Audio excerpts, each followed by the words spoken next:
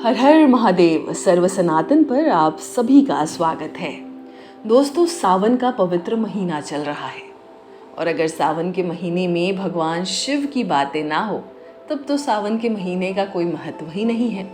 इसलिए सर्व सनातन के आज के इस एपिसोड में हम आपको बताने जा रहे हैं भगवान शिव से जुड़े हुए कई रहस्य जिसे आप शायद नहीं जानते होंगे या आप अनजान होंगे।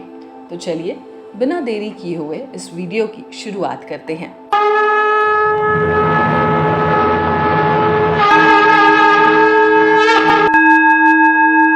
सनातन धर्म में 3 प्रमुख देव माने गए हैं, ब्रह्मा, विष्णु, महेश। ऐसे में इन देवों को लेकर कई तरह के रहस्य हैं। ब्रह्मा की उत्पत्ति जहां भगवान विष्णु की नाभि से मानी जाती है, वहीं शिव की उत्पत्ति को लेकर अलग अलग धारणाएं हैं। ऐसे में हम आज आपको भगवान शिव से जुड़ी हुई कुछ खास गुप्त बातें बताने जा रहे हैं जिसका शायद आपको कहीं वर्णन नहीं मिला हो। आज से हजारों लाखों वर्ष पूर्व वराह काल की शुरुआत में जब देवी देवताओं ने धरती पर कदम रखे थे, उस समय काल में धरती हिमयुग की चपेट में थी। इस दौरान भगवान शंकर ने धरती के केंद्र कैलाश को अपना निवास स्थान बनाया। विष्णु ने समुद्र को, ब्रह्मा ने नदी के किनारे।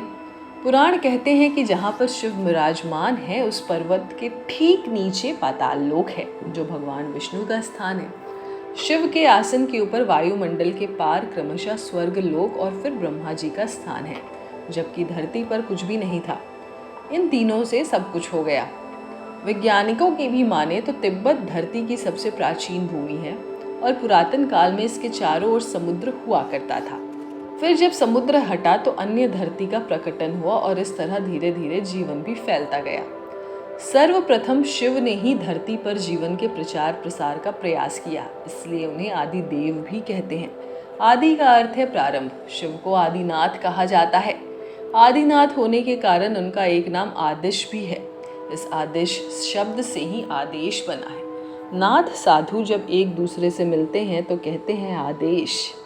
वैदिक काल के रुद्र और उनके अन्य स्वरूप तथा जीवन दर्शन को पुराणों में विस्तार मिला। वेद जिन्हें रुद्र कहते हैं, पुराण उन्हें शंकर और महेश कहते हैं। वराह काल के पूर्व के कालों में भी शिव थे। उन कालों की शिव की गाथा अलग है। क्या आप जानते हैं पिनाक क्या था? पिनाक भगवान शिव का धनुष है। शिव ने जिस धनुष को बनाया था उसकी टंकार से ही बादल फट जाते थे और पर्वत हिलने लगते थे। ऐसा लगता है मानो भूकंप आ गया हो। यह धनुष बहुत ही शक्तिशाली था। इसी के एक तीर से त्रिपुरासुर के तीनों नगरियों को ध्वस्त कर दिया गया। इस धनुष का नाम पिनाक था। देवी और देवताओं के काल की समाप्ति के बाद इस धनुष को देवरात को सौंप दिया गया था। क्या आपको पता है कि सुदर्शन चक्र का निर्माण भगवान शंकर ने किया था? जी हाँ, प्राचीन और प्रमाणिक शास्त्रों के अनुसार इसका निर्माण भगवान शंकर ने किया था। निर्माण के बाद भगवान शिव ने इसे श्री विष्णु को सौंप दिया था। जरूरत पड़ने पर श्री विष्णु ने इसे देवी पार्वती को प्रदान किया। पार्वती ने इसे परशुराम को दे दिया और भगवान कृष्ण को यह सुदर्शन चक्र परशुराम से प्राप्त हुआ। तो दोस्तों, इसी तरह शिव के बहुत सारे गुप्त रहस्य हैं जिसे हमें जानना जरूरी है, जो हम आगे की वीडियो में आपको बताते रहेंगे।